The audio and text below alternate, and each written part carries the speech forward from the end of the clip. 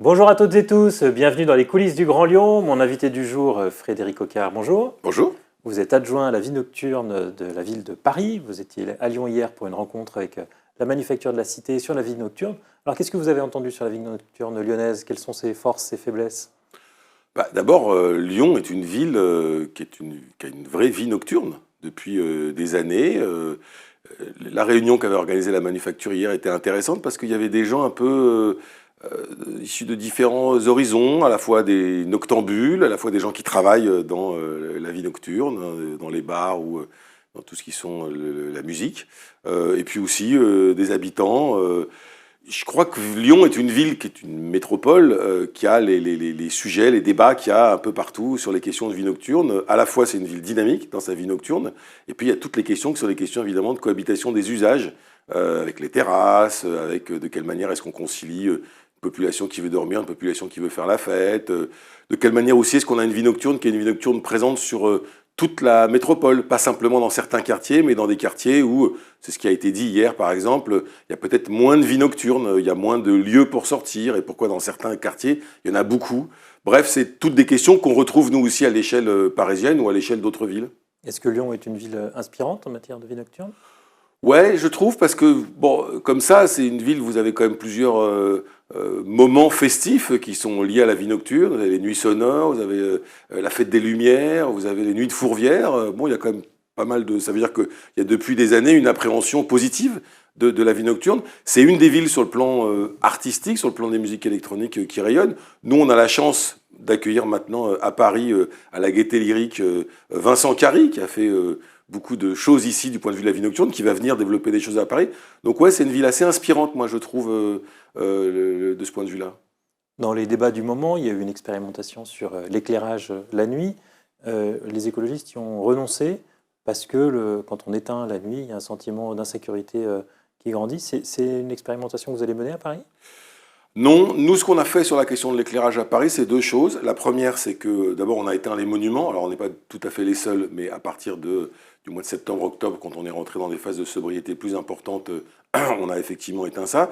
Et notre gros sujet, nous, à Paris, sur lequel on agit et sur lequel agissent, se bagarrent beaucoup les écologistes, c'est tout ce qui sont les éclairages de publicité, de façades, de bâtiments. Ça, c'est un de nos gros sujets, nous, au niveau parisien, parce qu'il y a énormément de néons qui restent allumés pour des raisons... voilà, de publicité. Et ça, c'est un vrai problème. Après, sur ce qui concerne l'éclairage urbain, le travail qu'on fait à Paris, c'est un travail qui est un petit peu différent. On change la nature de l'éclairage qu'on peut avoir dans l'éclairage urbain, mais on n'a pas réduit spécifiquement la question de l'éclairage urbain. Je pense qu'avant d'en arriver à réduire l'éclairage urbain, la question de la pollution lumineuse est effectivement un vrai problème, parce que voilà, il y a une vraie pollution là-dessus, mais il y a d'autres endroits, nous, sur lesquels on souhaite agir, quoi. Ils ont plutôt raison de renoncer à cette expérience. Je connais pas bien l'expérimentation, pour tout vous dire. Ce qui en était dit hier là-dessus, c'est effectivement qu'il y a un sujet qui est un sujet, quand on baisse l'éclairage urbain, non pas d'insécurité, mais de sentiment d'insécurité. Parce que l'insécurité et le sentiment d'insécurité, c'est deux choses qui sont des choses différentes. Hier, j'imagine que vous avez beaucoup parlé aussi des terrasses, un sujet qui revient régulièrement. Depuis le Covid, elles sont beaucoup développées. Il y a des tentatives de restriction. Ils avaient eu l'intention à un moment donné, la mairie écologiste, de fermer les terrasses à 22h. Finalement, ils ont renoncé. Est-ce qu'ils ont eu raison aussi, là aussi, de renoncer? J'en sais rien, je ne suis pas là pour commenter ce que fait la ville de Lyon en matière politique, c'est pas le sujet, mais sur la question des terrasses, le sujet, nous, de la manière dont on l'appréhende, c'est qu'il faut trouver un point d'équilibre. C'est-à-dire qu'il faut arriver à trouver un point d'équilibre avec le fait qu'à partir de post-Covid, de l'été 2020, l'été 2021, et puis après par la suite, pour deux raisons. La première, c'est que on a expliqué à tout le monde, enfin en tout cas les autorités sanitaires ont dit qu'il était beaucoup moins dangereux de se retrouver en extérieur qu'en intérieur. Du coup, à partir de l'été 2020, tout le monde s'est mis à sortir dehors. Donc effectivement, les terrasses se sont développées partout de manière extrêmement importante. Et la deuxième chose, c'est que aussi, évidemment, ça a été un moyen sur le plan économique d'aider une filière, en l'occurrence la filière hôtellerie-restauration, enfin là pour l'instant plutôt bar et restauration en l'occurrence, qui effectivement avait souffert sur le plan économique. Donc beaucoup de choses ont été faites. du point de vue des extensions de terrasses. Après, ce que je comprends et ce que je trouve un peu normal aussi, c'est aussi ce qu'on a fait à Paris, c'est que ce qui a été possible sur les étés 2020, les étés 2021 et parfois sur les étés 2022, on a dû un peu réduire la voilure derrière. D'abord parce que sur le plan économique, il y avait moins d'intérêt par rapport à ces questions-là.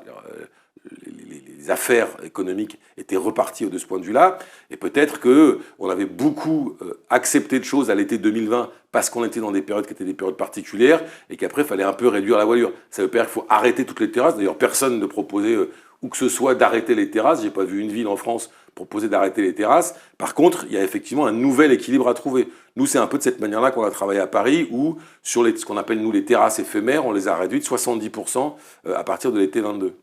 Le centre-ville de Lyon, comme celui de Paris, commence à perdre des habitants. Est-ce que vous n'avez pas des délégations, quand on s'occupe de la vie nocturne, du tourisme, qui finalement rentrent en contradiction avec la qualité de vie des habitants et font fuir ces habitants du centre-ville? Alors, je ne sais pas si ça rentre en contradiction, parce que pourquoi est-ce que les habitants partent d'une ville?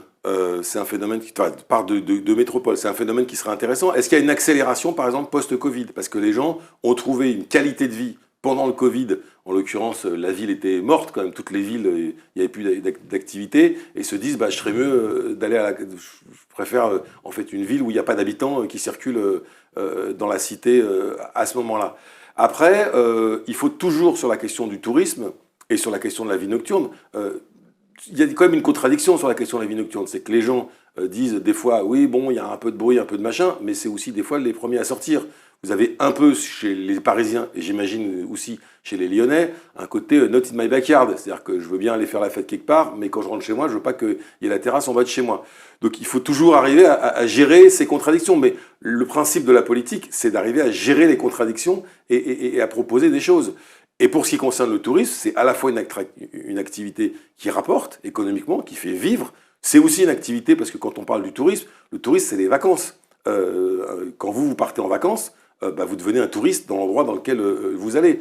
Je crois que le vrai sujet aujourd'hui, c'est de trouver, que ce soit sur la vie nocturne ou que ce soit sur le tourisme, des choses qui sont adaptées à ce qu'on appelle de la durabilité, pas simplement de l'éco-responsabilité, mais de la durabilité, bref, un monde qui soit un monde à dimension humaine, pas simplement quelque chose qui soit tourné uniquement autour du rayonnement, de l'attractivité économique et tutti quanti. Et le post-Covid, sur ces sujets-là, mais il y en a plein d'autres, c'est ça la vraie question qui se trouve posée. C'est pas comment on fait disparaître la vie nocturne, comment on fait disparaître les terrasses ou comment on arrête le tourisme, mais comment ces activités-là continuent dans un cadre qui est nécessairement un cadre différent. Ça ne veut pas dire que c'est un cadre moins intéressant, mais ça veut dire qu'à cet endroit-là, il y a aussi des réflexions qui doivent se porter pour donner des dimensions qui sont des dimensions autres. Par exemple, des choses qui sont plus locales. Toutes les questions qui sont les questions au niveau touristique, par exemple, d'un tourisme local, c'est des vrais sujets aujourd'hui que vous n'aviez pas avant. Dernière question, on sait que vous êtes aussi président de la Fédération nationale des collectivités pour la culture. Les institutions culturelles de la région lyonnaise, enfin pas seulement lyonnaise d'ailleurs, de toute la région, ont été touchés par des baisses de subventions de la part de la région Auvergne-Rhône-Alpes, de Laurent Wauquiez. Est-ce que c'est un sujet sur lequel vous montez au créneau?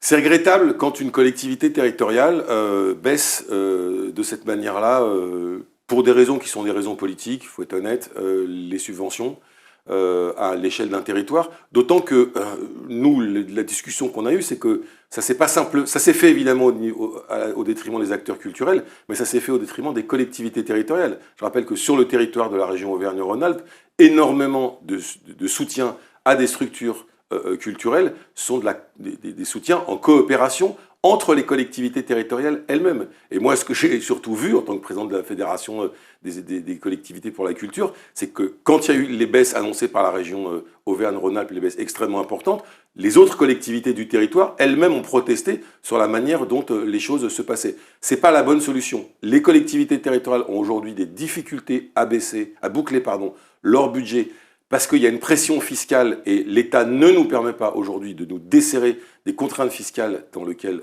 on a été mis, les contraintes budgétaires dans lesquelles on a été mis, mais la solution ne peut jamais consister à baisser les budgets culture. C'est toujours une très mauvaise solution. Frédéric Coquard, je vous remercie. Et puis moi, je vous dis à demain pour une nouvelle émission des coulisses du Grand Lyon.